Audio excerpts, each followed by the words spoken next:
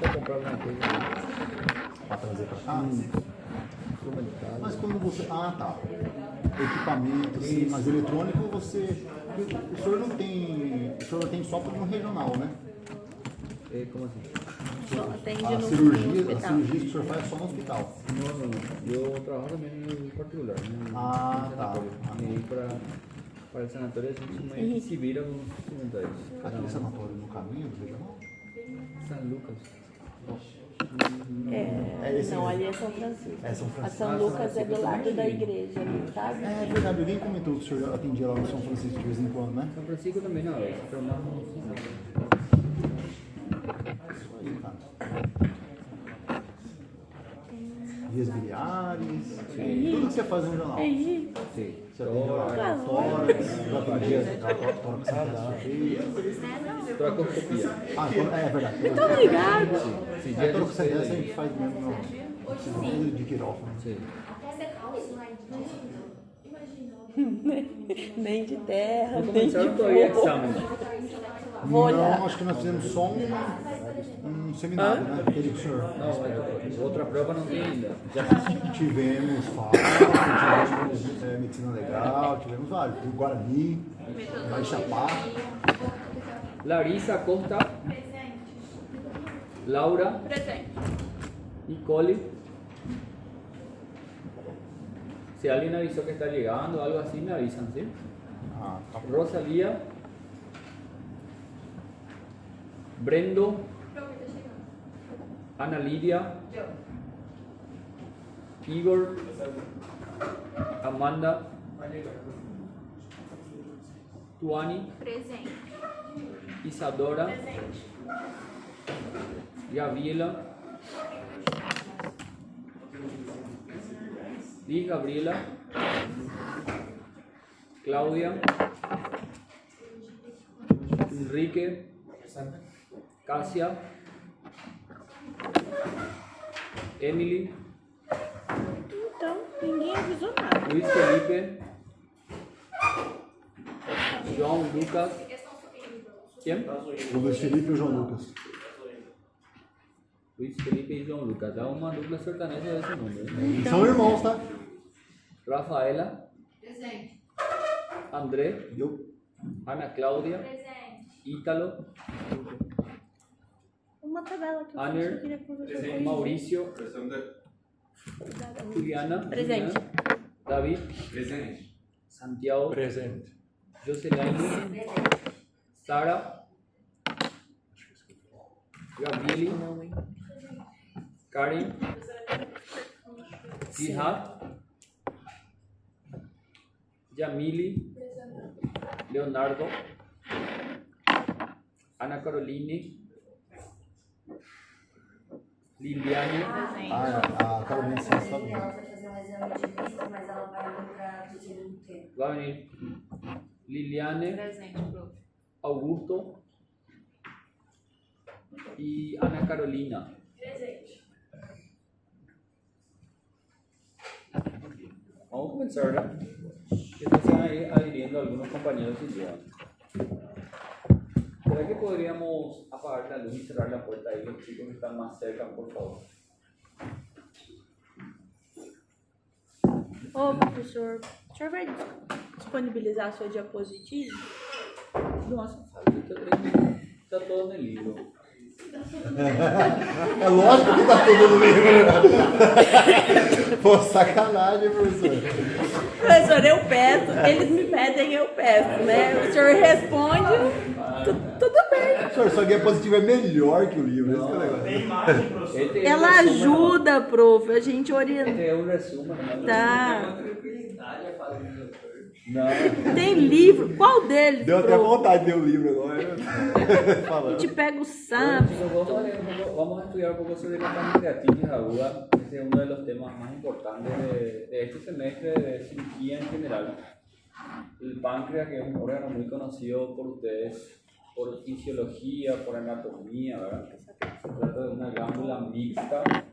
Y como glándula mixta tiene una porción exócrina representado por los acinos pancreáticos, ¿verdad? Los acinos pancreáticos productores de enzimas pancreáticas, la amilasa, la lipasa. y una porción endocrina, un mucho menor porcentaje del tejido, que está representado por un grupo de células diferenciadas y especializadas en producir sustancias bien específicas. Como la literatura mismo dice, el páncreas es un tejido exócrino, un mar de tejido exócrino, que tiene pequeñas islas de células especializadas, que son los famosos islotes, ¿verdad? Entonces, como tiene estas dos funciones, es una glándula mixta. Un detalle interesante, un recuerdo de la histología, es que la porción exócrina de una glándula vierte su contenido, en el caso del páncreas, al intestino, a la luz intestinal.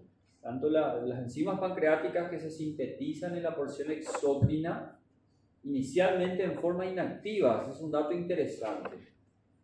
La síntesis de estas enzimas pancreáticas en su etapa inicial es inactiva. Solamente se activaría cuando entra en contacto con el ácido del duodeno, el contenido duodenal ácido, ¿verdad? Por los ácidos biliares, por el ácido clorhídrico gástrico. Entonces hay que entender que el duodeno es un medio sumamente ácido. Y solamente en ese medio ácido es donde las enzimas pancreáticas se activan. ¿Okay? Y por otro lado, la porción endócrina del páncreas que produce sustancias, específicamente hormonas, ¿verdad? Que se vierten no al tubo digestivo, sino que se vierten a la circulación. ¿Recuerdan ustedes cuáles son las células especializadas de la porción endócrina del páncreas? Células alfa, productoras de glucagón. Células beta, productoras de insulina. Células delta, productoras de somatostatina. Cada una de estas células tiene una función endocrina y vierte su contenido a la sangre. Y más adelante vamos a estudiar que a partir de estas células diferenciadas se puede originar también ciertos tumores, que son los tumores endócrinos del páncreas. Y a partir de los acinos se pueden formar también tumores, que son los tumores exócrinos del páncreas. ¿Sí? Ese sería otro capítulo. Por esa razón el páncreas es una glándula mixta. Hoy día vamos a hablar de un proceso inflamatorio del páncreas, que se conoce como pancreatitis aguda, un proceso inflamatorio del páncreas, y que en esta propia definición ya debemos mencionar dos grandes características de esta enfermedad, que están resaltadas. La primera característica es que la pancreatitis aguda es una enfermedad que se caracteriza por una evolución muy variable. Y tanto es así que es motivo de discusión siempre, es motivo de discusión en congresos, de actualizaciones, de cambios, de conductas que históricamente han ocurrido en la pancreatitis aguda. Hoy aquí vamos a mencionar algunos pilares que hasta hace unos 10 o 20 años atrás era totalmente diferente. ¿Sí? Y probablemente lo que hoy estamos hablando futuramente también vuelva a cambiar. Eso es debido a una evolución variable de la pancreatitis aguda, muy dinámica. Y se caracteriza por dos grandes pilares. Esto sí quiero que recuerden muy bien, porque nos va a ayudar a comprender más adelante la clasificación de la pancreatitis aguda, el sentido de la clasificación. La pancreatitis aguda, como el concepto ya lo dice, es una inflamación del páncreas. Y como toda inflamación puede tener complicaciones locales, compromiso regional del páncreas y de los tejidos que le rodean. ¿Sí? Pero por otro lado, y tal vez lo más complicado de la pancreatitis aguda es la posibilidad de que se genere un compromiso alejado del páncreas, un compromiso sistémico. Seguramente recuerdan ustedes aquella clase que tuvimos en el semestre pasado de respuesta inflamatoria sistémica. Eso explica, y ustedes recordarán que la pancreatitis aguda es un iniciador clásico de un síndrome de respuesta inflamatoria sistémica. A partir de la inflamación local del páncreas y de los tejidos adyacentes, se liberan mediadores químicos que pueden ganar el torrente sanguíneo y comienzan a viajar por todo el cuerpo y a generar disturbios sistémicos a distancia, falla respiratoria, falla renal, alteración del sistema nervioso central, falla cardiovascular. Ese es un gran problema de la pancreatitis aguda. Tenemos dos grandes desafíos entonces, ¿verdad? Reconocer, y manejar las complicaciones locales o regionales, pero por otro lado también el desafío de manejar, de reconocer y de tratar las fallas sistémicas. Y en base a estas dos características, justamente se establece la clasificación de la pancreatitis aguda que nosotros vamos a utilizar en nuestra materia, ¿sí? Ahora bien, ¿por qué se produce la pancreatitis aguda? ¿Cuál es la teoría más aceptada? Para eso recordamos un poco de esta anatomía clásica, donde todos pueden reconocer estas estructuras: la vesícula biliar, la vía biliar principal, como lo habíamos colocado, el colédoco, trayendo el contenido biliar. Recuerden que dentro de la bilis tenemos ácidos biliares, y la desembocadura común del conducto colédoco juntamente con el conducto pancreático principal del Wilson, ¿verdad? Desembocan en forma común a nivel de la segunda porción del duodeno, en esta porción que se conoce como papila o carúncula duodenal mayor. Todos recuerdan de esa anatomía básica, ¿verdad? Esta disposición anatómica es bastante favorable para que la bilis, con sus ácidos biliares contenidos, pueda siempre desembocar al duodeno. Imagínense que por esta disposición anatómica y por esta diferencia de presión, porque les pregunto, ¿dónde les parece que hay más presión? ¿En el Wilson o en el colédoco? Mais pressão? Sí. Pressão? Presión. Uai, colédoco por causa da pressão que a vesícula biliar faz, não é? No, da própria Si pressão. ustedes recuerdan la ley de Poiseuille de fisiología, nos dice que en las estructuras tubulares, vasos sanguíneos, por ejemplo, cuanto menor es el diámetro, mayor es la presión. Então eu pensei nisso antes de responder, mas aí eu lembrei da Entonces, contracción de naturalmente podemos deducir que la presión dentro del conducto de Wilson es mayor que en el colédoco, y por otro lado, esta posición anatómica, esta disposición anatómica, esos dos factores aseguran que la bilis siempre tenga este sentido hacia el duodeno. O sea que es muy improbable que la bilis termine pasando hacia el Wilson, ¿se entiende eso? Porque si eventualmente la bilis con sus ácidos comienza a pasar hacia el Wilson, eso iniciaría una activación prematura de las enzimas pancreáticas, ¿verdad? Hace rato ya dije, las enzimas pancreáticas solamente se activan aquí en el duodeno cuando entra en contacto con los ácidos biliares, con el ácido clorhídrico gástrico.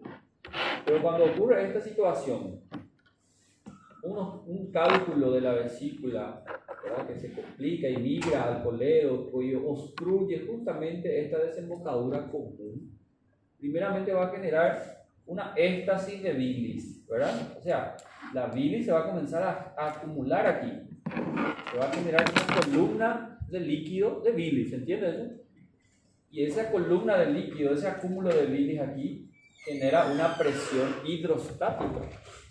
Entonces llega un punto en que ahora sí la bilis puede llegar a pasar hacia el Wilson, se vence la resistencia del Wilson. Y ahí tenemos el primer factor importante en la fisiopatología de la pancreatitis aguda: hipertensión ductal. Si yo en el examen les pregunto, describe la fisiopatología de la pancreatitis aguda, no puede faltar este término, ¿ya? Hipertensión ductal. Tiene que existir hipertensión ductal. Después, reflujo biliopancreático. La bilis con sus ácidos biliares terminan pasando al Wilson. Se vence esa resistencia del Wilson y termina pasando bilis. Reflujo biliopancreático. La bilis termina pasando hacia el páncreas. Y seguidamente eso inicia una activación prematura de las enzimas pancreáticas. Entonces fíjese que en 3 versos podemos definir la fisiopatología de la pancreatitis aguda, ¿verdad? Primero, hipertensión ductal, reflujo biliopancreático y activación prematura o precoz de las enzimas pancreáticas, que en lugar de activarse en el duodeno, terminan activándose en el propio páncreas. Y de esa manera terminan iniciando un proceso de autodigestión del páncreas, un proceso de pancreatitis aguda. ¿Okay? Y más específicamente, antiguamente otra vez se hablaban de varias teorías. ¿En qué parte del páncreas ocurría esa activación prematura? Había una teoría canalicular, intersticial, y hoy día se acepta que la activación ocurre en el inicio de la síntesis de las enzimas, o sea, en la propia célula pancreática, en los acinos pancreáticos, porque esa hipertensión ductal se transmite a todos los acinos, finalmente se transmite a cada célula pancreática, y las enzimas que se originan en forma de gránulos de zimógeno, de lisosomas dentro de la propia célula. ¿Recuerdan por histología los lisosomas? Que son como vacuolas de transporte hacia la membrana. Y cuando llegan a la membrana ocurre una exocitosis y así es donde se vierte el contenido del ambiente intracelular, desde el citoplasma hacia los conductos, en este caso glandulares. Entonces, cuando hay hipertensión ductal, ese proceso de exocitosis termina también sufriendo una alteración y la activación actualmente aceptada es intracelular, ahí mismo es donde ocurre la activación. ¿Sí? Você pode repetir quais são as três de refluxo?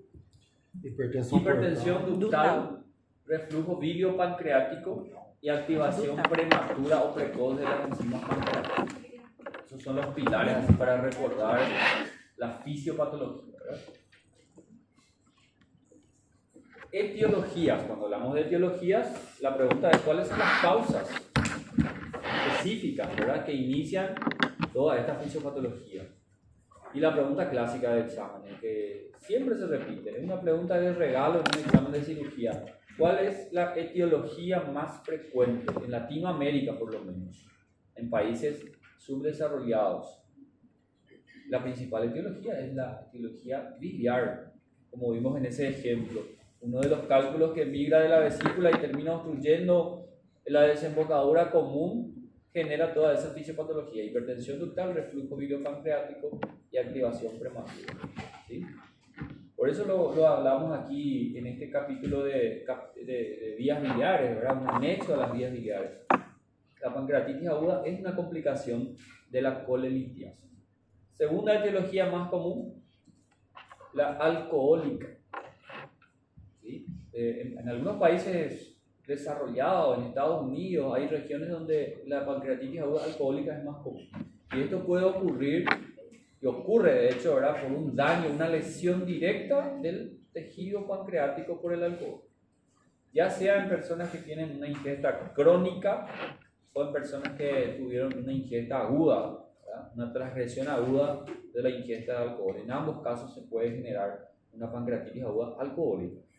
Y la tercera causa más común, tal vez en esta secuencia en Latinoamérica, en esta frecuencia, ¿verdad?, la metabólica.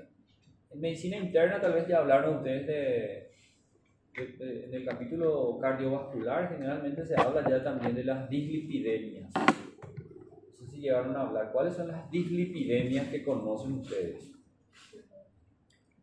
Alteraciones de los lípidos.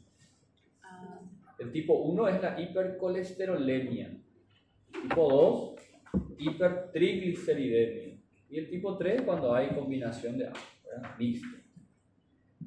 En particular, la hipertrigliceridemia, triglicéridos aumentados de manera muy marcada en sangre, pueden también iniciar una pancreatitis aguda. En este caso hablamos de una pancreatitis aguda metabólica, dislipidemia. En cuarto lugar podemos colocar ahí a la CEPRE. ¿Recuerdan de la CEPRE? Nuestro principal aliado para el tratamiento de la coledocolitiasis. Y habíamos mencionado que la CEPRE tiene complicaciones y una de sus complicaciones efectivamente es la pancreatitis aguda. Todos recuerdan y tienen una idea ahora de cómo es el mecanismo, cómo es el procedimiento de la CEPRE. Procedimiento endoscópico, donde el endoscopista llega justamente hasta la segunda porción del duodeno, identifica la papila duodenal, realiza un corte de la papila para poder acceder a la vía biliar. Solo que ese procedimiento no es tan simple así como suena.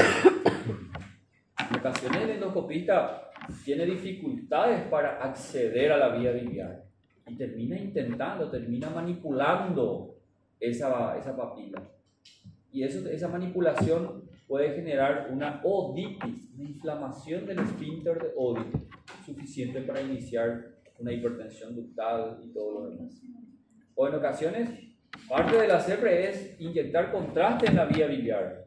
En ocasiones el contraste pasa también al Wirsum y termina generando de esa manera una pancreatitis aguda. ¿Sí? Postraumática. En el semestre que viene vamos a hablar en trauma de abdomen. Uno de los órganos posiblemente lesionados también en un trauma es el páncreas. Y obviamente posterior a un trauma de páncreas se puede iniciar también una pancreatitis aguda traumática. Principalmente cuando hay alteración, cuando hay una lesión, una disrupción del conducto pancreático. Y paradójicamente, eso es lo que voy a decir, paradójicamente es la etiología más frecuente en la población pediátrica, ¿verdad? De manera muy lógica, ustedes se imaginarán que en los niños no es muy común patologías biliares. Difícilmente un niño va a ser alcohólico también, ¿verdad? Difícilmente va a tener una dislipidemia y también difícilmente se va a someter a una sangre. Termina siendo la traumática en la población pediátrica la etiología más frecuente. Y el clásico mecanismo es un impacto directo del epigastrio con el manubrio, el guitao puede ser, de una bicicleta, ¿verdad? Cualquiera de ustedes seguramente en su infancia y no podía haber un pequeño montículo de arena. Ella agarraba una bicicleta y quería llegar hasta la luna como la película E.T., ¿verdad? Y de repente al caerse ahí el manubrio, impacto directo.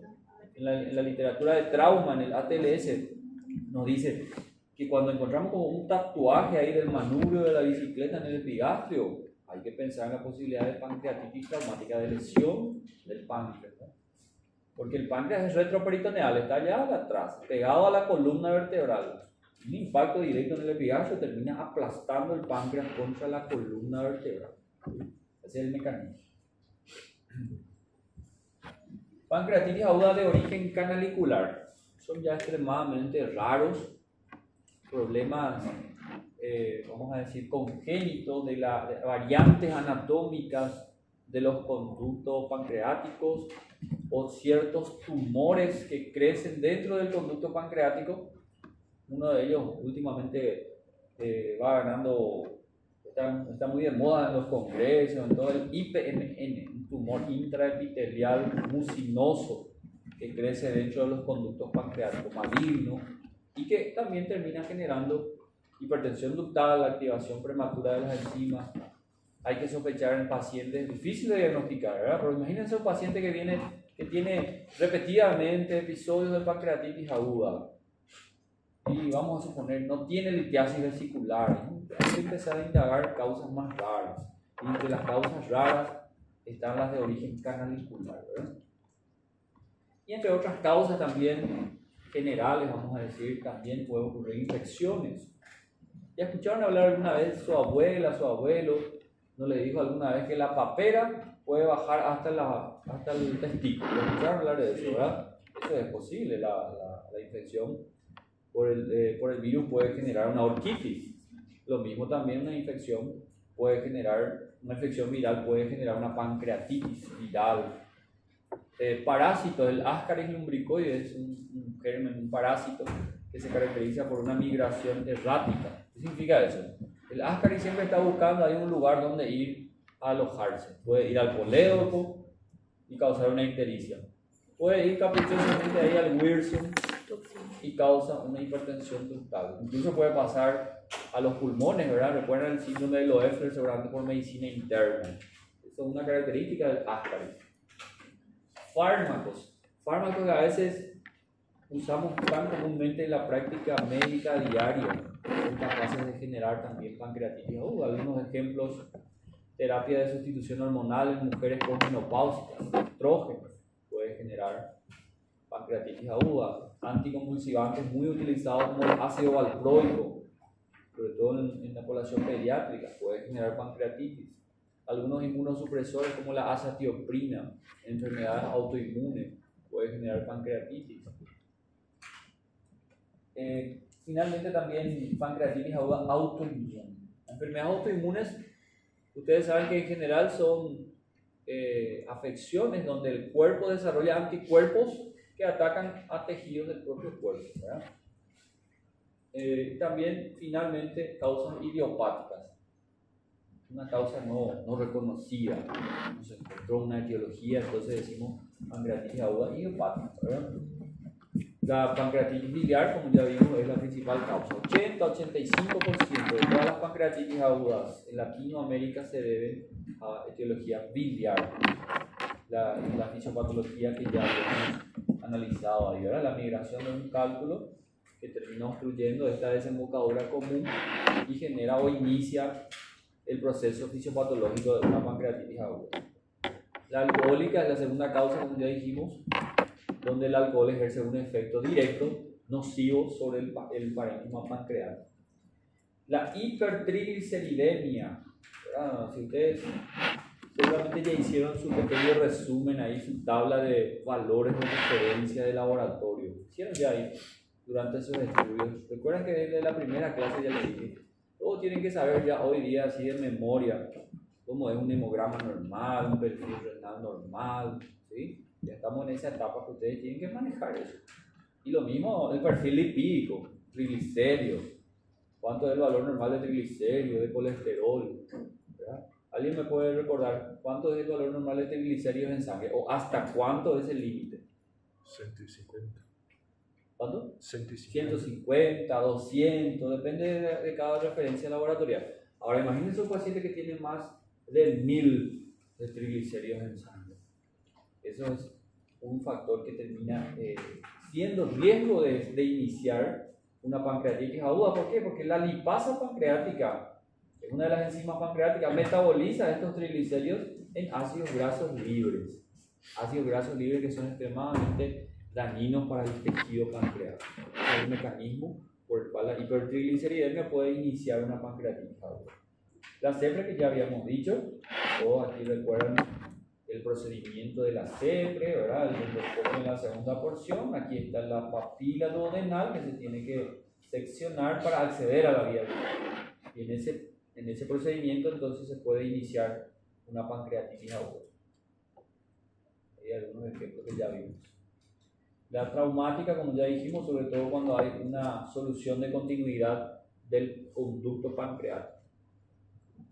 Y las de origen canalicular, cuando existe alguna anomalía anatómica, ya sea congénita o adquirida a nivel de los conductos pancreáticos, ¿verdad? Anomalías de los conductos pancreáticos, tumores como el IPMN, anomalías congénitas del propio páncreas, como el páncreas divisum. El niño o el paciente tiene un páncreas, prácticamente tiene dos páncreas, un páncreas dividido en dos tejidos. Eso termina generando alteraciones de la desembocadura de los conductos pancreáticos y genera hipertensión. Páncreas anular, es como si fuera un anillo. La forma del páncreas, en vez de ser alargado, como clásicamente es, tiene la forma de una herradura. Coledococele, una protrusión de la mucosa coledociana hacia el duodeno, terminando de esta manera obstruyendo, obstaculizando la salida ahí del Wilson. Formación de divertículos duodenales que terminan obstaculizando también el flujo, la salida del líquido pancreático. Otras causas más raras, como le dijimos, ¿verdad? Causas, vamos a decir, generales. Cirugías complejas, cirugías grandes. No sé si alguna vez ya mencionamos esto, pero cuando el cuerpo humano está enfrentando una situación crítica, ¿verdad? Por ejemplo, un politraumatismo que está en terapia intensiva, estamos hablando de traumatismos importantes, ¿verdad? El cuerpo humano está sometido a un estrés, pero no un estrés, ¿cómo vamos a decir? Un estrés psicológico, un estrés metabólico estamos hablando, ¿verdad? Cuando el cuerpo está sometido a un estrés metabólico, una forma de mantener la vida es que se liberan catecolaminas. Las catecolaminas producen vasoconstricción intensa y de cierta manera el objetivo es mantener el flujo sanguíneo a los principales órganos diana. Y otros órganos, puedo decir incluso que sufren cierta isquemia. Eso explicaría la colecistitis aguda alitiásica que ya estudiamos. Porque la teoría más aceptada de la colecistitis alitiásica es en aquel paciente crítico que está en terapia intensiva y termina generando una colecistitis aguda por hipoflujo arterial prácticamente. Y algo así también pasa en otros órganos, como el estómago. Vamos a hablar de eso todavía en este semestre. El paciente crítico que está en terapia puede desarrollar una úlcera por estrés metabólico. la úlcera de Cushing o la úlcera de Curling, del gran quemado, por ejemplo. Y el páncreas también, de cierta manera, en situaciones críticas, sufre una isquemia. En cirugías complejas que duraron horas, ahora el paciente entra en un estado de estrés metabólico y sufre una isquemia pancreática. Entonces eso explicaría el inicio de pancreatitis aguda en situaciones complejas, ¿verdad?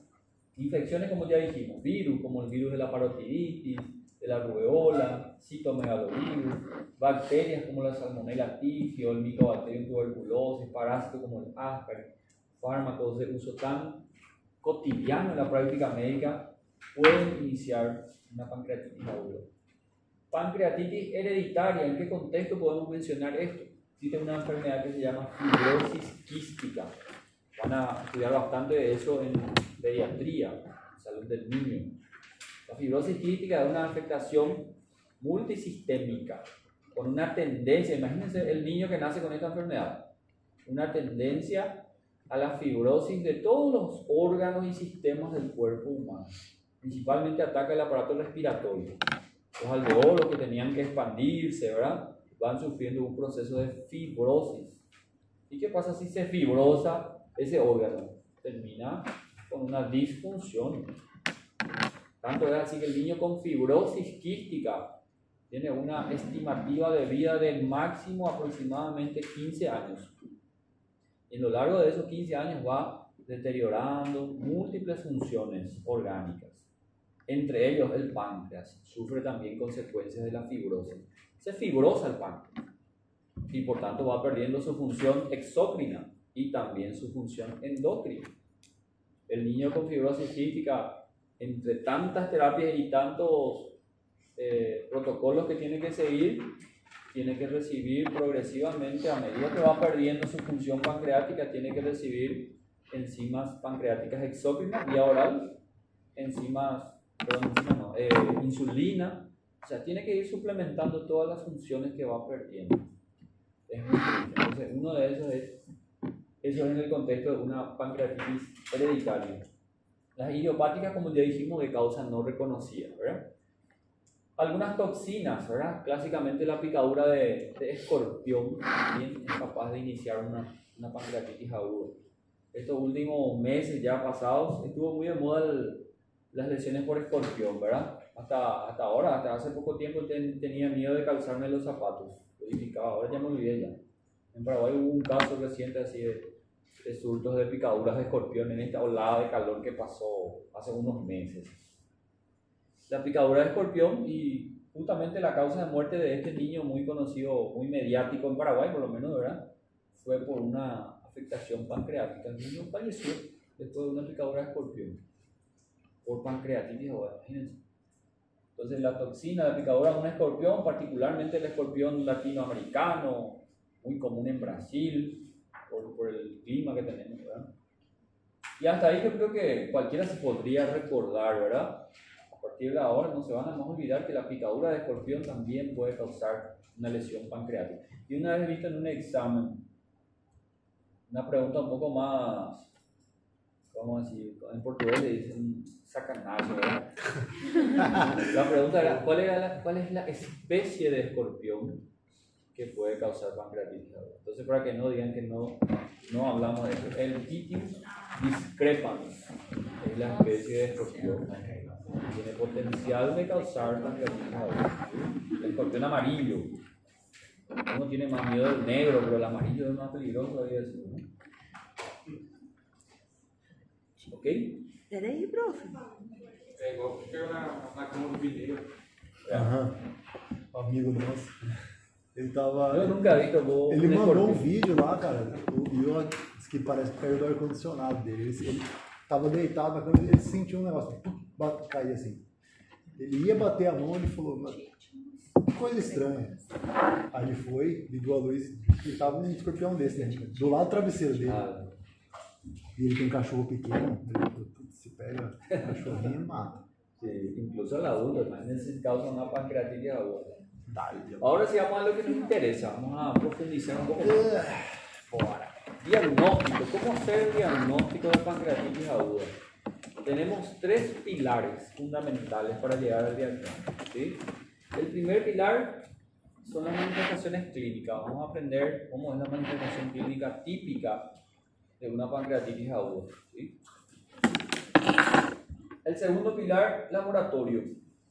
Cuando tengo una sospecha clínica, una clínica muy sugestiva, paso al siguiente pilar, que es el laboratorio. Y ahí es donde termino confirmando. En la gran mayoría, fíjense en esto que les digo, hoy día, en la gran mayoría de los casos, el diagnóstico se confirma por estos dos pilares. Clínica, sospecha clínica, confirmado por laboratorio. ¿Sí? Hay un tercer pilar, que es la imagen. Y hay que aclarar aquí que cuando me refiero a imágenes en pancreatitis aguda o en páncreas en general, ¿verdad? Quiero estudiar el páncreas por alguna imagen. ¿A qué imagen nos referimos? Tomografía de abdomen con contraste. Radiografía simple de abdomen no me sirve para estudiar el páncreas. Ecografía tiene una limitación para estudiar el páncreas, porque el páncreas es un órgano retroperitoneal. Está literalmente escondido en el retroperitoneo. Necesito de un estudio de mucha acuracia. Tomografía contrastada. Entonces lo que quiero decirles ahora es que actualmente el diagnóstico en la gran mayoría de las veces se confirma con la clínica y el laboratorio. Yo no voy a hacer tomografía contrastada a todos los pacientes de manera rutinaria.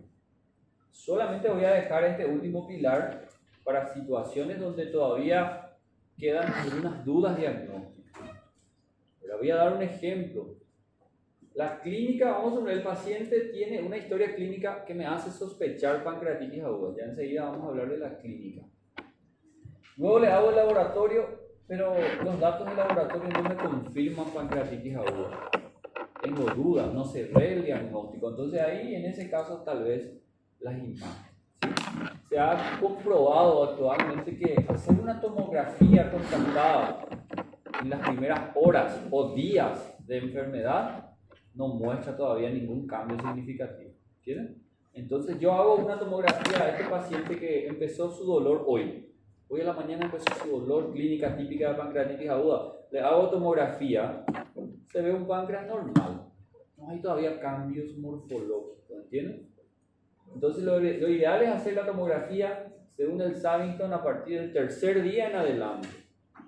Y según nuestra literatura, otras literaturas, en nuestro manejo acá en el hospital, hacer tomografía a partir del quinto día en adelante. Ahí tal vez encuentre ya cambios morfológicos en el páncreas. ¿Sí? Entonces hacer las primeras horas no sirve de mucho. ¿Va? Solamente destinada cuando hay dudas diagnósticas. ¿Sí? Mas então fica entre os primeiros 3 dias ou 5? 5 días en adelante. Y si en el examen sale cuarto día, ¿qué vamos? Então, isso que eu tô querendo saber. Y E ahí a ustedes gente van se a defende decidir. pelo livro, né? Y ahí ustedes van a decidir en el momento, ¿no? Professor do céu, você está querendo Ué. ferrar com a gente. No, claro que Não no. sabe qual que é seu carro.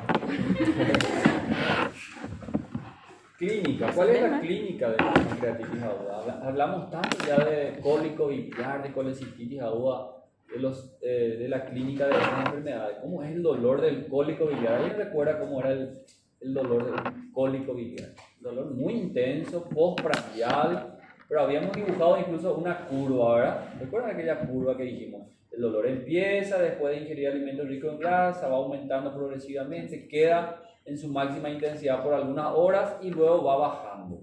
Eso es cólico biliar. ¿Cómo es el dolor de la pancreatitis aguda? Si hacemos una comparación con esta curva, vamos a hacer una línea recta de máxima intensidad. Un dolor intenso de máxima intensidad sostenidamente. El paciente tiene tanto dolor que adopta, recuerden aquella posición clásica en plegaria mahometana. Una posición en flexión del tronco con los brazos apoyados en el abdomen, flexiona el tronco. La semiología, Fetal. posición en la cama, está gritando de dolor el paciente. O sea, Não é fetal? un dolor muy intenso. ¿Por qué le parece que se produce este dolor? Está obstruido ahí el conducto de Wilson juntamente con el colédoco. Está obstruido y eso duele muchísimo. Y ahí es donde se inicia la pancreatitis aguda.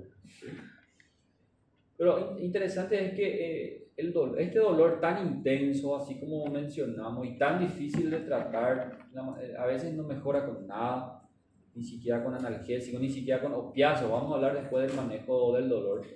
No mejora con nada realmente, pero en las próximas horas o días el dolor termina.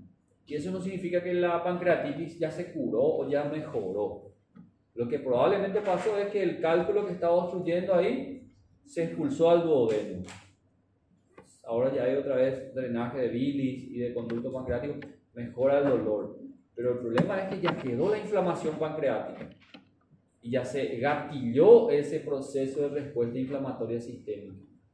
Eso es muy importante que entienda. El paciente ya no tiene dolor, pero no significa que está curado o que va a tener una evolución leve.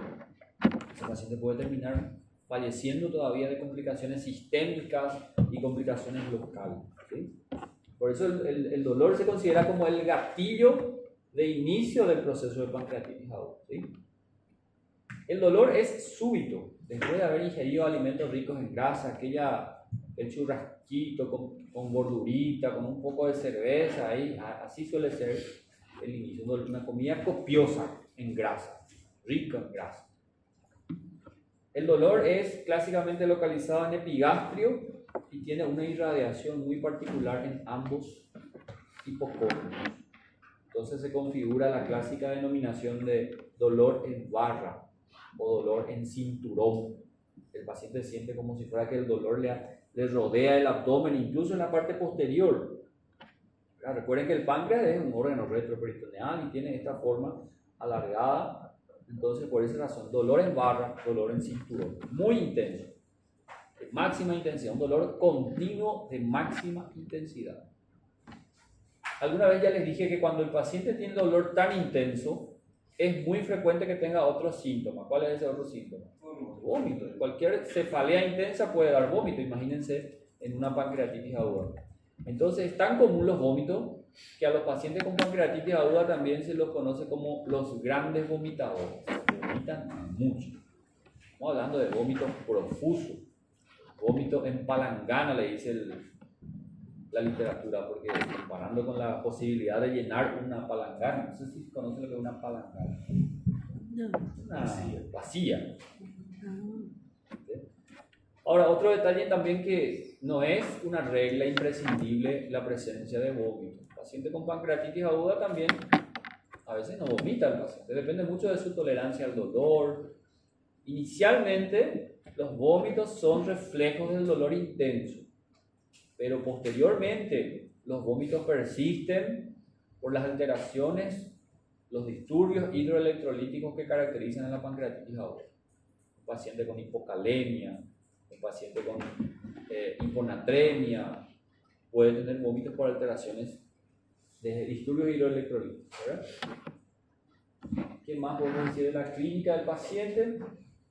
Es muy clásico, ¿verdad? La historia de que el paciente ya se conoce portador de litiasis vesicular, el paciente ya suele venir a la urgencia por aquellos episodios de cólicos biliares, pero ahora este paciente está un poco diferente. Un cólico fuera de lo habitual, un dolor fuera de lo habitual. Ahí hay que pensar en pancreatitis aguda. Pero es un dato que suele haber, antecedentes de cólicos biliares previos. Eso me hace pensar en la posibilidad de una pancreatitis. En el examen físico es común encontrar todas las manifestaciones de una respuesta inflamatoria sistémica. El paciente va a estar con fiebre y eso no significa que hay infección. Ahí empezamos a hablar de una de las cosas que ha cambiado. Antiguamente, cuando se pensaba en pancreatitis aguda o se cerraba el diagnóstico de pancreatitis aguda, uno de los principales pilares era iniciar antibióticos. Y hoy día cambió totalmente eso. Imagínense que hoy día no se usa antibiótico en pancreatitis aguda. Y el paciente puede tener fiebre, puede tener leucocitos aumentados. Eso no significa que hay infección. Eso significa una respuesta inflamatoria sistémica. Es probable que este paciente tenga 15.000 blancos, 18.000 blancos, esté con fiebre, taquicardia, taquipnea. Todo eso es consecuencia de la respuesta inflamatoria sistémica. ¿Okay? Y esa etapa de respuesta inflamatoria sistémica puede durar hasta 2 semanas y este tiempo es muy importante que manejen. Se pregunta eso. ¿Cuánto es el tiempo que dura la respuesta inflamatoria sistémica o los síntomas que el paciente tiene se atribuyen a la respuesta inflamatoria sistémica? 2 semanas. Ahora el paciente ya está en su tercera, cuarta semana y continúa con fiebre. Opa, ahora ya tengo que pensar que hay infección del páncreas, que hay colecciones infectadas. Ahora ya no es simplemente SIRS. El SIRS solamente es una etapa de las primeras 2 semanas. ¿Entienden? Vamos a ir hablando de eso más profundamente. También es importante valorar el peso del paciente, la talla del paciente para poder medir el índice de masa corporal. Porque un paciente obeso, y eso no solamente en pancreatitis aguda. ¿Recuerdan el COVID que estuvo tan de moda? Uno de los principales factores de gravedad en el COVID era la obesidad. Entonces un paciente obeso con un índice de masa corporal mayor a 40, pero mayor a 30, es un signo de alarma para gravedad. ¿Sí? En el examen físico del abdomen, es parte de un abdomen agudo quirúrgico, el paciente va a tener dolor, defensa muscular en el epigastrio. Voy a palpar una masa inflamatoria. Más que un tumor, suele ser la percepción de una masa en el epigastrio. Es como si fuera que el epigastrio está más duro de lo habitual. No voy a delimitar un tumor, pero una masa dura, tensa, ¿verdad? A eso conocemos como empastamiento. Esto es reflejo de la inflamación alrededor del páncreas también, ¿sí? En ocasiones, esto es muy importante también, encuentro irritación peritoneal generalizada, defensa muscular generalizada. Y no es infrecuente confundir. Yo puedo decir, este paciente tiene una peritonitis generalizada, tengo que llevar a quirófano. A veces entramos en quirófano, operamos al paciente, esperamos encontrar pus en cavidad, porque eso es una peritonitis, ¿verdad? Pero cuando abrimos el abdomen nos damos con la sorpresa de que no es pus lo que tiene el paciente. Tiene un líquido serohemático. ¿Saben lo que es un líquido serohemático? Tiene una picaña envasada al vacío. Cuando le sacan la picaña queda ahí en el embalaje un poco de líquido, ¿verdad? Ese es el líquido serohemático, no es sangre pura. Es líquido serohemático. Líquido seroso mezclado con sangre. Encontramos en cavidad líquido serohemático con focos de citoesteatonecrosis, de necrosis grasa. Entonces ahí ya nos damos cuenta de que el diagnóstico del paciente que estamos operando no era una peritonitis purulenta, era una pancreatitis aguda que simuló una peritonitis. Por eso a la pancreatitis también se lo conoce como la gran simuladora. Aquel paciente que tiene un dolor, que yo no encuentro un diagnóstico, parece apendicitis pero no es, parece una úlcera pero no es. Hay que pensar en pancreatitis aguda. Esto es lo clásico, pero ustedes saben que cada paciente es diferente. Y la pancreatitis aguda puede simular cualquier afectación. Incluso, ya hemos operado pacientes con diagnóstico típico de apendicitis aguda, parecía apendicitis aguda, todo llevaba a que era una apendicitis aguda. Encontramos un apéndice sano, encontramos líquido serohemático, era una pancreatitis aguda. Entonces, por esa razón se lo conoce como la gran simuladora. ¿Sí? Esta es la clínica típica, ¿verdad? Pero ya en nuestros exámenes, y yo creo que ningún examinador les va a complicar en esas variantes, vamos a decir, clínicas. Lo más clásico y muy fácil de reconocer: dolor en epigastrio intenso, continuo, que irradia en ambos hipocondrios. Con mucha suerte el caso clínico ya va a decir dolor en barra. Si ven ustedes dolor en barra, dolor en cinturón, está hablando de pancreatitis aguda, ¿sí? Sospecha clínica, con vómitos. Todavía dentro de lo que es clínica, ¿ya? Semiológicamente hablando, ¿recuerdan ustedes este signo? Un paciente que está en decúbito lateral, aquí se ve el flanco derecho del paciente. A ver, Carolina, este signo. Gray Turner, ¿verdad? Se trata de una equimosis en flanco, o el signo de Fuller, equimosis periumbilical. Esto no es patognomónico, recuerdan el concepto patognomónico, no es patognomónico de pancreatitis aguda. Esto lo que me indica es que en el retroperitoneo hay algún proceso necrohemorrágico y probablemente, lo más probable es que sea el páncreas, pero puede ser otros diagnósticos también, ¿verdad? Pero es muy característico de pancreatitis aguda. Pero no en cualquier paciente, no esperen encontrar ahí estos signos en cualquier paciente que está internado ahí en sala. Esto se da en pacientes críticos, donde todo el páncreas está necrosado, el paciente probablemente está en terapia intensiva, en una pancreatitis crítica, probablemente premortem. Ahí vamos a ver estos casos, ¿sí? Otros signos de pancreatitis aguda también a distancia, a nivel cutáneo, una paniculitis, una necrosis grasa, también por repercusión sistémica, una necrosis grasa periférica. El signo de Fox, equimosis a nivel de la base del pene, también por una retrodifusión del proceso necrohemorrágico desde el retroperitoneo.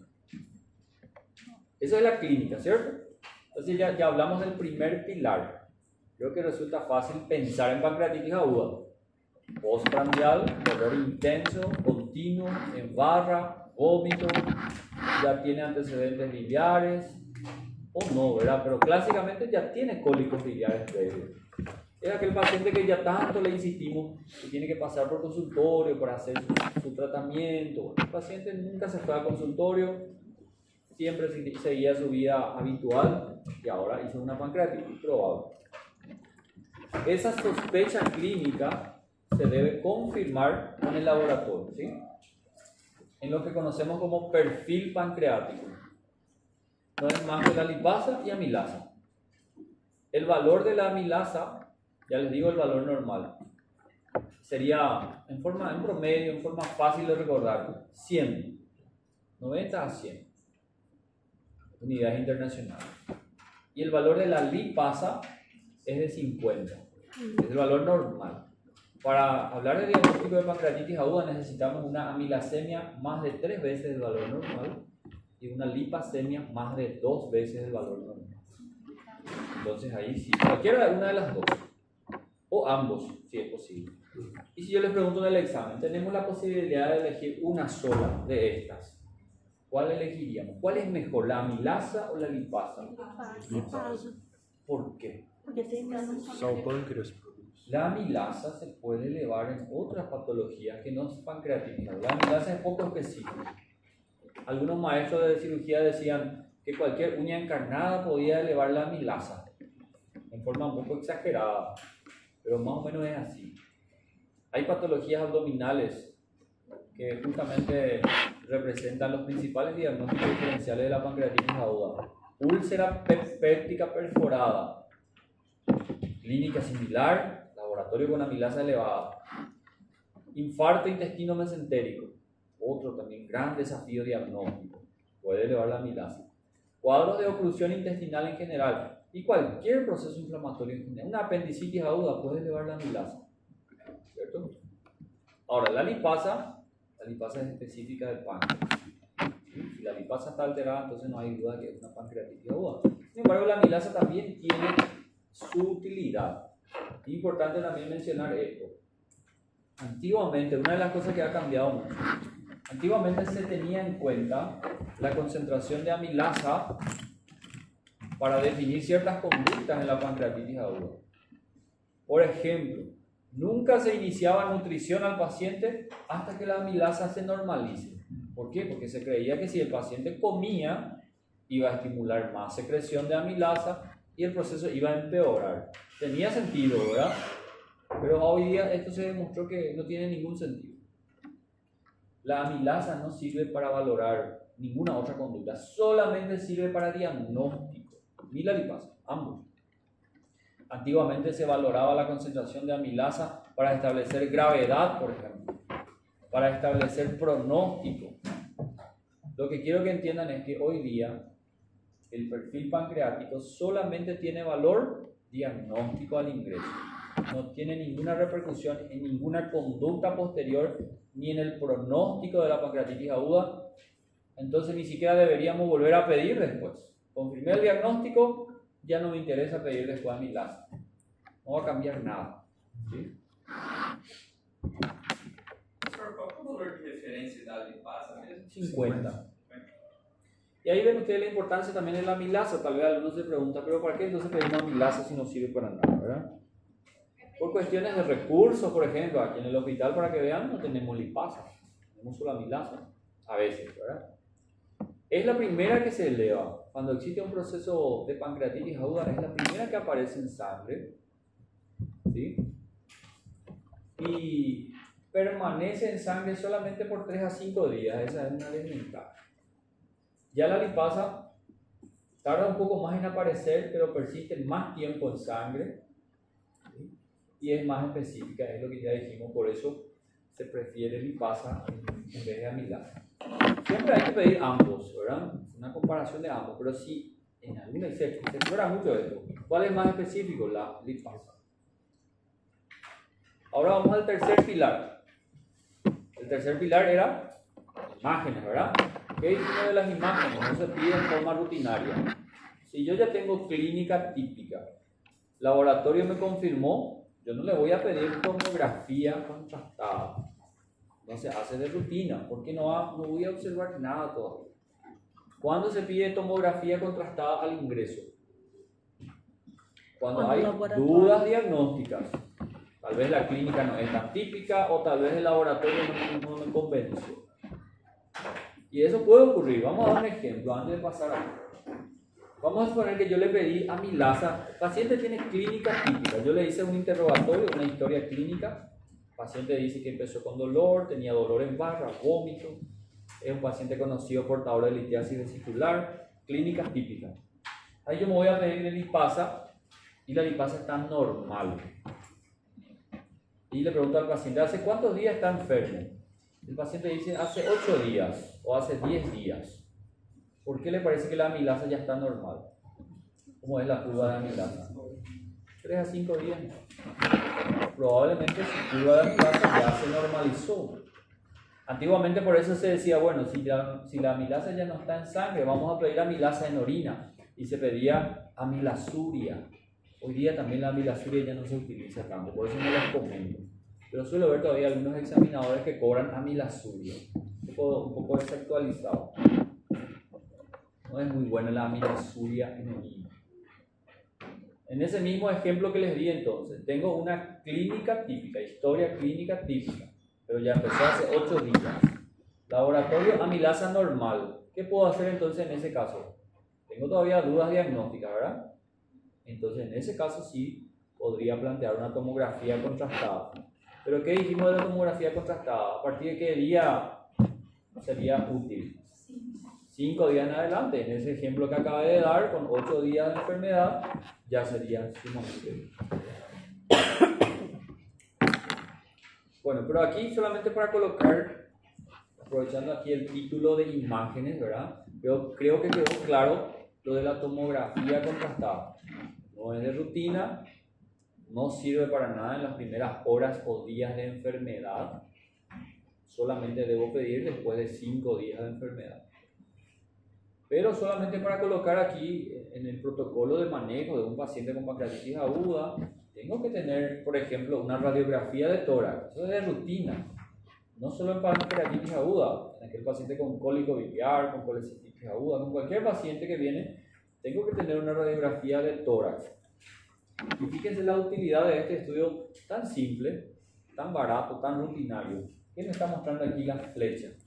¿Cómo se llama radiológicamente esta curva? El diagnóstico es un derrame pleural, pero esta curva de radio-opacidad, la famosa curva de Diamond-Xiao, ¿verdad? Y refleja la presencia de un derrame pleural.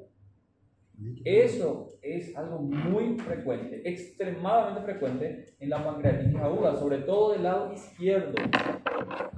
Y no es más que otra evidencia de una respuesta sistémica de la pancreatitis aguda.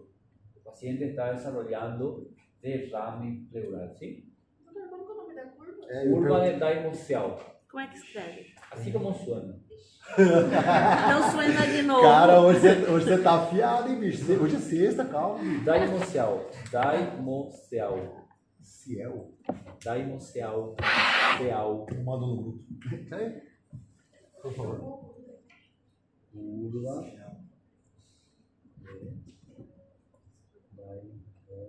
Valcárcel. Com S. Una terminología francesa, É assim? pero que hace referencia a la presencia de derrame pleural. Não. Entonces, fíjense, este estudio es C. rutinario, ¿cierto? Y gracias a ello yo puedo detectar un signo de alarma en pancreatitis aguda. Hace rato ya hablamos de un signo de alarma, ¿cuál era? Obesidad, ¿verdad? Ahora yo encontré también derrame pleural, otro signo de gravedad o de alarma en pancreatitis aguda. ¿Y qué más me puede dar este simple estudio radiológico? Quiero que atiendan un poco aquí. Vamos a repasar la clase de radiología de la doctora Romina. Romina, A ¿verdad? gente não teve com ela essa daí, pronto. Ah, ¿con quién tuvieron? Bueno, no me digan el nombre porque ya entendí ya el nombre. No quiero saber quién fue. Bueno, fíjense un poco acá. Esto es tórax y esto es abdomen, ¿verdad? Tórax o parénquima pulmonar se llama radio lúcido, ¿verdad? Porque es ventilado, aireado. Y el abdomen, los órganos aquí, por ejemplo, el hígado, que es sólido, es radio opaco, ¿verdad? Radio lúcido es negro, radio opaco es blanco. ¿Se entiende eso? ¿Cuál es anatómicamente la transición entre tórax y abdomen? Diafragma? Diafragma. Entonces yo estimo que el diafragma está acá. No lo puedo ver de manera aislada porque el diafragma, como es un músculo, es radio opaco también. Y vamos a decir así, se mezcla la radioopacidad del diafragma, se mezcla con la radioopacidad del hígado. Entonces yo no puedo decir, acá está la línea del diafragma. Yo solamente asumo o deduzco eso. Ahora fíjense en esa imagen. Ahora da para ver el diafragma. Dá. Ahora sí puedo ver acá el diafragma, el músculo del diafragma. ¿Y por qué puedo ver ahora? Porque hay algo radiolúcido en el abdomen. Ese es aire libre en el abdomen. Neumoperitoneo. ¿Cómo se llama el signo radiológico? Signo de Poupart. A la gaviota es cuando hace referencia, a mí no me gusta tanto eso porque hace referencia al neumoperitoneo bilateral. Pero el lado izquierdo siempre confunde la cámara gástrica aérea. Acá normalmente se ve el estómago con el fundus gástrico y confunde mucho. La referencia radiológica específica del lado derecho, signo de Poupart. Y ahora sí puedo ver la radioopacidad del músculo diafragma, la ceja diafragmática, sombrancelia diafragmática, ¿se entiende? Porque hay algo radiolúcido, hay aire libre en el abdomen. Neumoperitoneo. Si le hago percusión a este paciente, ¿qué signo voy a encontrar? Signo de Joubert, ¿recuerdan? Desaparición de la matriz hepática.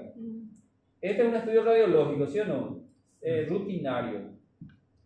Y ahora le pregunto si encontramos esto. ¿El paciente tiene pancreatitis aguda o no? Acho que não. Acabó nuestra duda de pancreatitis aguda. El paciente tiene una úlcera péptica perforada probablemente. A través de un simple estudio radiológico tan rutinario, barato, yo acabé de acabar con mi dolor de cabeza, con mi duda. El paciente podía tener clínica muy sugestiva de pancreatitis aguda, podía tener amilasa elevada, pero con este estudio, úlcera péptica perforada, neumoperitoneo. Entonces la radiografía de tórax es muy útil. Por un lado, descartar una úlcera péptica perforada y por otro lado, detectar un signo importante de pancreatitis aguda, un signo de alarma importante. ¿Sí? Todavía dentro de imágenes de rutina prácticamente, porque estamos ante un contexto de patología biliar, la ecografía abdominal. Sirve para ver el páncreas, muy limitado para ver el páncreas, porque el páncreas es retroperitoneal, porque el paciente tiene meteorismo, y eso enmascara el páncreas. Depende mucho del operador, del equipo de ecógrafo, de las condiciones de meteorismo del paciente, y en ocasiones se puede ver solo la cabeza del páncreas. Yo no puedo ver todo el páncreas, ¿verdad? Pero ¿cuál es la utilidad entonces de la ecografía? Yo no voy a pedir ecografía con la finalidad de ver el páncreas, de ver si hay necrosis, si hay colección, no.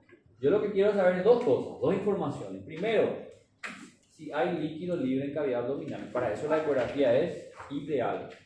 Probablemente fue creado para ver eso. ¿Y por qué me interesa el líquido libre en cavidad abdominal? Fíjese, yo ya tengo diagnóstico. El paciente tenía clínica típica. El laboratorio me confirmó el diagnóstico, pero quiero una ecografía para buscar líquido libre en cavidad, porque este es otro signo de alarma, de gravedad, así como la obesidad, así como el derrame pleural. Líquido libre en cavidad abdominal en un paciente con pancreatitis aguda significa gravedad. ¿Sí? Y otra utilidad para confirmar la etiología litiásica. El paciente ya tiene diagnóstico de pancreatitis aguda porque tengo clínica y tengo laboratorio. La ecografía me dice que el paciente tiene litiasis vesicular. ¿Cuál les parece que va a ser la etiología de esa pancreatitis? ¿Será que es idiopática? ¿Será que es fibrosis quística? No vamos a perder tiempo en todo eso. Tiene litiasis vesicular, directamente asumimos que es una pancreatitis aguda biliar. ¿Por qué eso hacemos? Por la frecuencia. 85% son de origen biliar. ¿Cierto? Entonces, en forma práctica, tiene litiasis vesicular, entonces es biliar la pancreatitis, ¿cierto? Así se ve una litiasis vesicular, que ustedes ya vieron también, ¿verdad? La vesícula biliar con una imagen hiperecogénica que proyecta sombra acústica posterior. Así se ve el líquido libre en cavidad abdominal, muy bueno. La ecografía es muy buena para eso. Y así se ve el páncreas en una ecografía. Pueden ver ahí el páncreas, ¿verdad? Claro que no pueden ver porque no se ve casi nada, ¿verdad?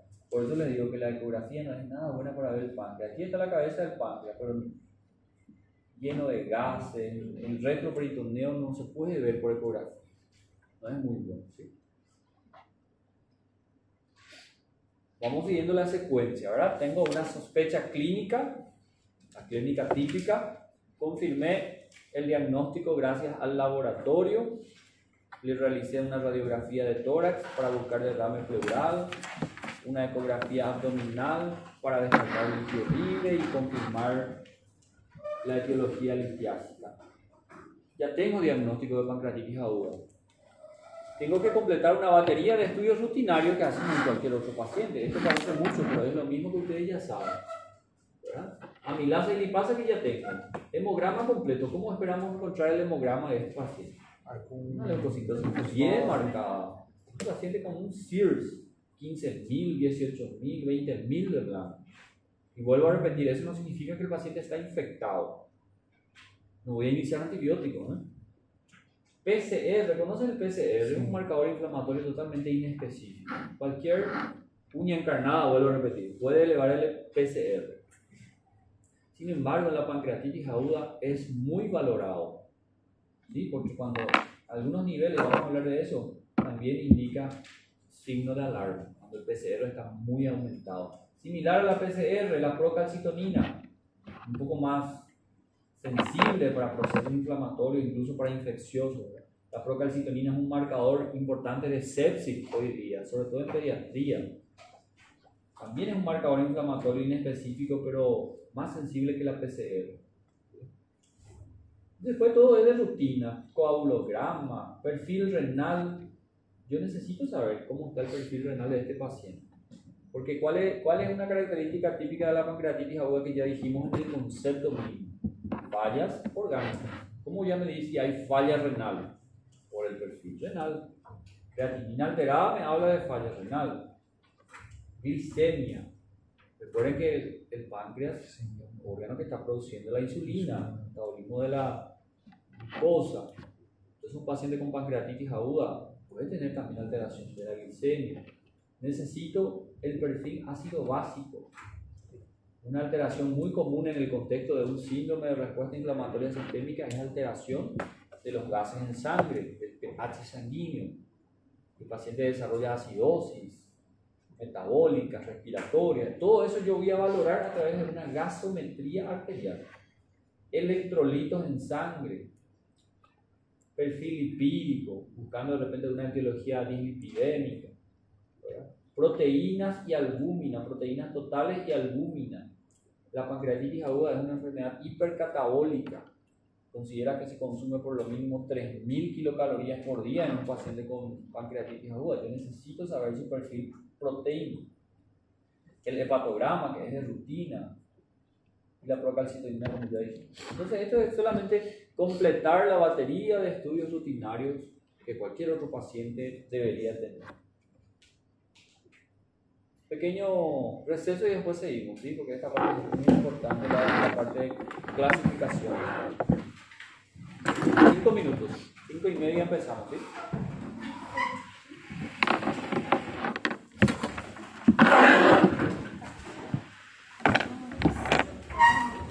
João.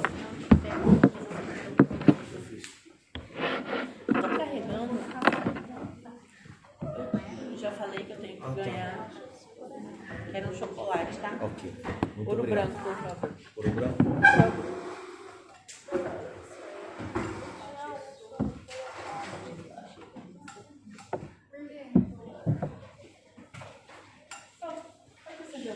Sim? Ai, meus olhos.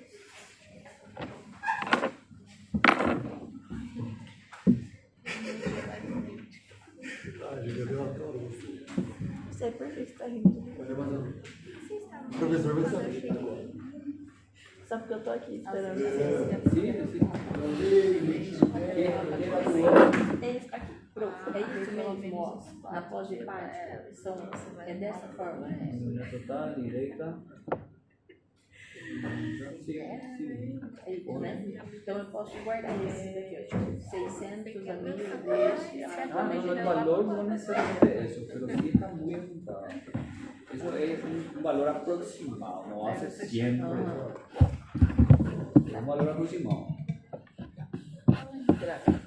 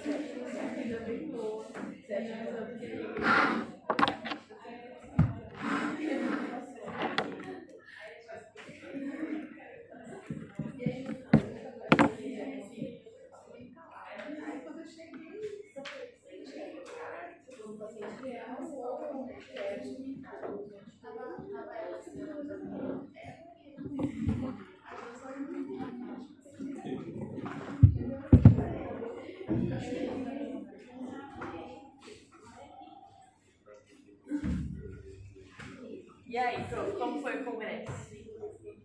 Foi bem. Ustedes aprendieron mucho. Muito legal. Foi bom. ¿Cuándo volvieron? Sábado. Sí, ya. Sábado.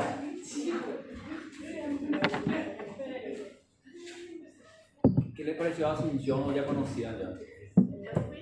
¿No? Eu já tinha ido mais para as partes que a gente conheceu, não. Ah, Achei legal. hay unos cuantos barcitos legales por ahí. Todos cerca. Um monte de barzinho perto. É que a gente também tava no centro, né? La verdad que ese no es el centro de Asunción. Eu jurava, na minha cabeça era assim. El centro es una parte más histórica, si tiene más edificios más antiguos.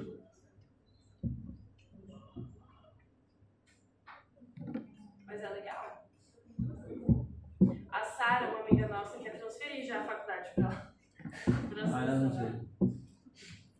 Ai, Sara. Solo que es una ciudad muy caótica. Nossa, que trânsito horroroso, né?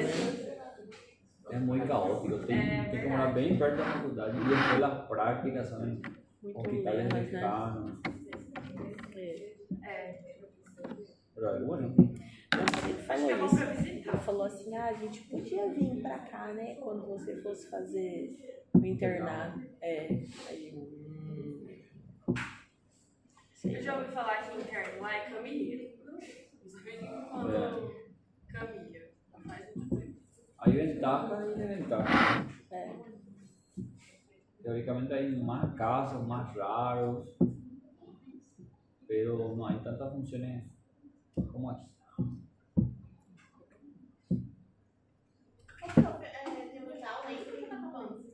Ya está, no vamos a acabar la clase de pancreatitis, pero solo hasta la clasificación.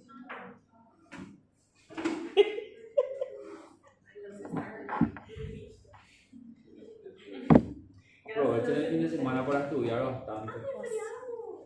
Segunda-feira. Lunes, Batalha de Boqueirão. O feriado é sábado, é domingo. Agora segunda. É. Graças a Deus, a gente quase não tem feriado. Pelo menos alguma coisa de feriado de direito. Às vezes, é. Não dá pra saber provavelmente. Tem dois pais da semana. Olha, é aluna é aluna. Na segunda. Nós temos aluna nova hoje de novo. Tem. A Giva não deu tempo de ir pra casa. Pobrecita. Eu tive que trazer. Coitada. Nem quer fazer medicina mais, né? Ya vas a ver todo ya cuando estudies. É.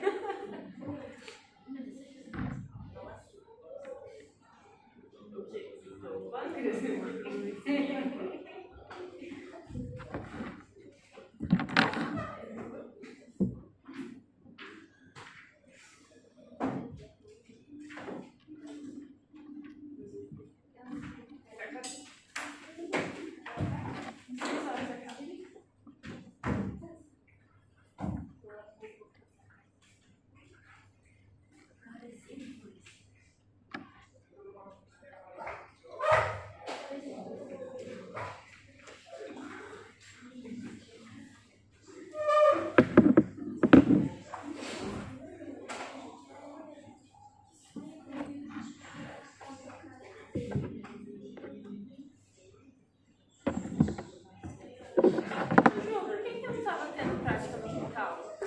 Que era pra confirmar. Ahora ya se liberó ya. Visita de aneales a Uninorte. Hoje. Hoje só. Nossa, mãe.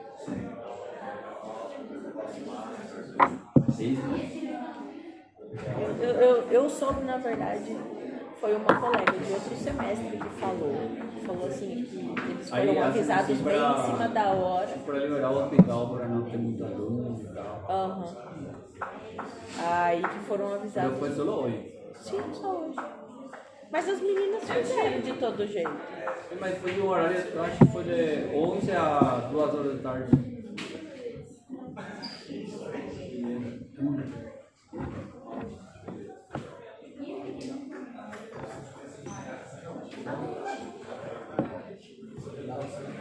Que aí eu mandei no grupo. Falei, quem não tiver, eu falei, eu não recebi da universidade. Café de graça? Café de graça, gente, vai pegar. Aonde? Na cantina, eles deixam feito. Será? Uma Os garrafinha alunos não vai. térmica. É verdade. É sério? É verdade. Depois que fecha, deixa a garrafa lá. E os alunos do rato vão lá. Eu nem sabia, fiquei sabendo. Não, tem gente que não toma café de manhã cedo só pra poder esperar a hora do café de graça. Tem que tomar um café agora, eu tô tomando agora, já porque é de graça. Eles vão ter que mudar essa cara. Ninguém vai comprar mais. Mas devia ter calado essa boca. Tá todo mundo? Cadê a Joselaine? A Josi foi no banheiro agora. Ah, sim, vamos lá. Vice! Já que eu vou bater. Vice! 1% ali.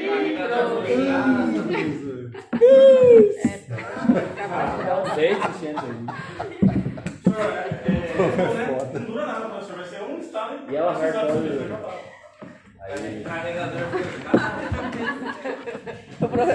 solucionó el problema. Vamos a seguir, rapidito, una partecita más nomás. Bueno, hasta ahora entonces tuvimos una sospecha clínica, confirmamos por el laboratorio, hicimos algunas imágenes de rutina y completamos la batería de estudios necesarios, ¿verdad? No hay duda que el diagnóstico de una pancreatitis aguda, es importante mencionar que todo paciente con este diagnóstico tiene que ser internado. No hay forma de hacer tratamiento ambulatorial de la pancreatitis aguda. Tiene que estar internado en una unidad simple del servicio de cirugía. Al ingreso del paciente, ya con este diagnóstico, imagínense todavía en la urgencia del paciente, tenemos que hacer una primera clasificación en dos grandes grupos. Se trata de una pancreatitis aguda leve o una pancreatitis aguda potencialmente grave. Este término potencialmente grave es interesante, que no significa que es grave, sino que puede llegar a ser, tiene algunos signos que me sugieren que puede llegar a ser grave. ¿Okay? ¿Cómo voy a hacer esta división? El paciente potencialmente grave es aquel paciente que tiene algún signo de alarma, algunos de ellos ya fuimos mencionando, o directamente ya ingresó con una falla orgánica. ¿Sí? ¿Cuáles son los signos de alarma clínicos? El paciente tiene una edad mayor a 65 años, un signo de alarma. El paciente es obeso con un índice de masa corporal mayor a 30. El paciente tiene signos de peritonitis, tiene defensa, irritación abdominal generalizada o tiene aquel empastamiento abdominal. El paciente tiene alteración del sensorio. El paciente está confuso, está con alteración del Glasgow. O clínicamente yo puedo detectar derrame pleural, ¿verdad? Aquella semiología de derrame pleural, como murió vesicular abolido, matidez a la percusión con una onda que se configura ahí, ¿verdad? Otros criterios de alarma laboratoriales. El PCR, recuerdan, el PCR mayor a 150 miligramos por decilitro o mayor a 15 por litro, dependiendo de la unidad de medida, o una elevación progresiva. El hematocrito, un dato del hemograma, el hematocrito mayor a 44%, esto refleja un estado de hemoconcentración del paciente, un paciente deshidratado, hemoconcentrado. O la procalcitonina, otro marcador inflamatorio también que ya mencionamos, mayor a 0.5. Son criterios de alarma clínicos, laboratoriales. Radiológicamente hablando, ya dijimos el derrame pleural, líquido libre en la ecografía. Esos son los signos de alarma. Si el paciente tiene cualquiera, uno solo de estos, entonces yo voy a catalogarle como potencialmente grave. ¿Sí? Esto último ya no les menciono, porque la tendencia actual es también ir abandonando las famosas escalas pronósticas. Antiguamente ya fue bastante mencionado esto. Acá, por ejemplo, es importante que anoten ustedes. En el libro van a encontrar todo, tiene incluso un valor histórico. Por ejemplo, las escalas de Ransom. Ransom fue un gran estudioso del páncreas que tuvo muchos aportes en esta patología. Escala de Ransom, lean un poco después de esto. Y Ransom estableció unos criterios para establecer el pronóstico del paciente. Una serie de criterios clínicos y analíticos que hacía al ingreso del paciente. Después de 48 horas, otros criterios, y establecía unas puntuaciones para poder diagnosticar el pronóstico del paciente. El problema de Ransom era la necesidad de esperar 48 horas para aplicar los segundos criterios, ¿verdad? Y el problema es que ya no se podía repetir después. Solamente una vez podíamos hacer el ingreso a las 48 horas y después ya no podemos repetir. Después Ransom, que aquí ni siquiera está mencionado, fue reemplazado por Apache. Los criterios de Apache 2, como ven aquí. Una serie de criterios clínicos, laboratoriales, cada uno de ellos con puntuaciones para tratar de establecer el pronóstico. En la época de mi formación como cirujano, a todos los pacientes con pancreatitis aguda le aplicábamos esta escala. Ni siquiera era hace mucho tiempo, por favor no piensen mal. Apache, después fue Apache desplazado porque Apache era muy complejo. Fíjense que hay varios criterios analíticos que no se podrían reproducir en cualquier centro. Después vino la escala de Visa, esta mucho más simplificada, que se podría reproducir en cualquier centro de menor complejidad que sea.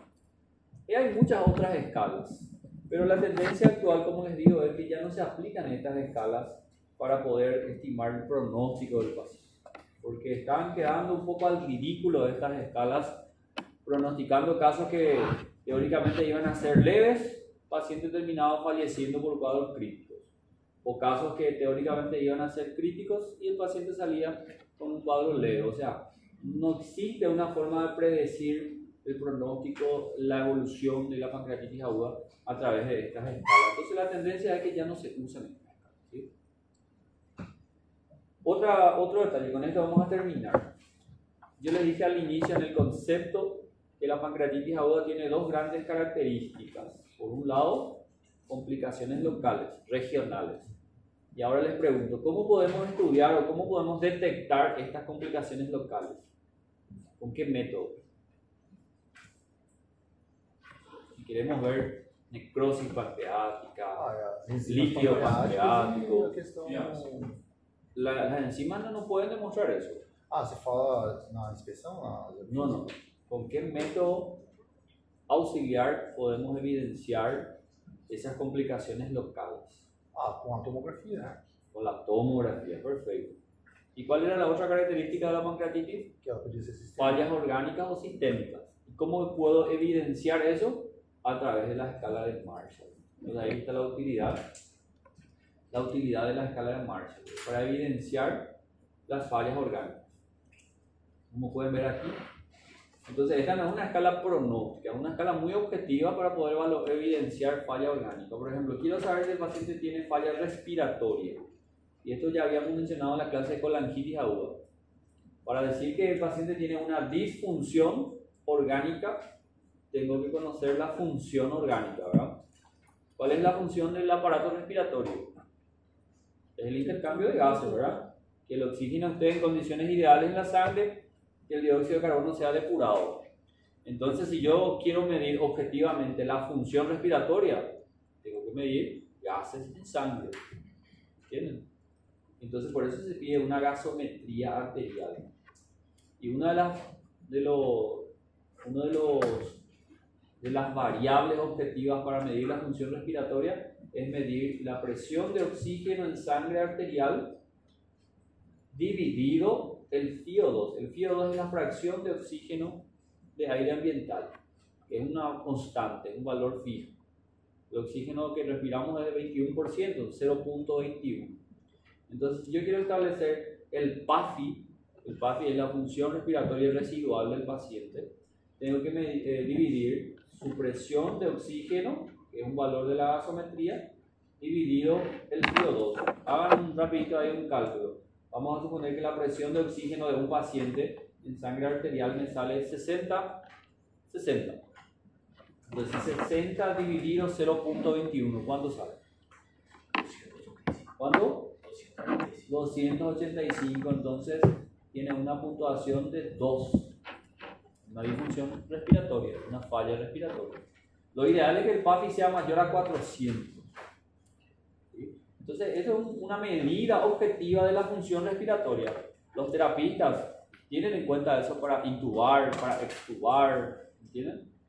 Es la medida objetiva de la función respiratoria. Entonces, en base a eso se establecen estas puntuaciones. Yo no les voy a pedir que ustedes decoren esto. Quiero que tengan esa noción nada más, ¿verdad? Que cuanto menor sea la reserva respiratoria residual del paciente, cuanto menor sea este valor, mayor será la puntuación de la falla orgánica. Quiero medir la función renal, utilizo la creatinina. Cuanto mayor sea la creatinina, mayor es la disfunción orgánica renal. Y la función cardiovascular por la presión sistólica, ¿verdad? Cuanto menor sea la presión sistólica con requerimiento de vasoactivos, entonces mayor será la falla cardiovascular. Ahora bien, cuando yo digo este paciente tiene falla orgánica, cuando tengo una puntuación de 2 o más. ¿Sí? Vamos a suponer una creatinina de 3. tiene 2 puntos de la escala de Marshall, entonces tiene una falla renal. Y eso es entonces la escala de Marshall. Vamos a volver a hablar de esto. Esto me va a ayudar para hacer la clasificación definitiva de la pancreatitis. Y hasta ahí llegamos por hoy, entonces en la próxima vamos a entrar en la parte más importante aún, que es establecer las conductas terapéuticas, el manejo terapéutico de la pancreatitis. ¿Alguna duda? ¿Será que ahí todavía hay cafecito? Esa es una duda, ¿verdad? Professor, surgiu uma conta ali, eu estava acompanhando. Presión arterial de oxígeno dividido PO2. El PO2 es la fracción de oxígeno ambiente. Esa es una constante que es 0.21. Pressão de O2 por dividido PO2. Chao. Gracias a ustedes. Chao, chao.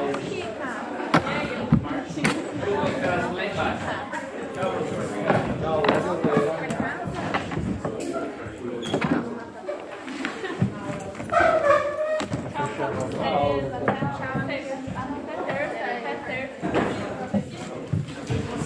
Segunda é feriado. Graças a Dá Deus. para recuperar meus sonos perdidos?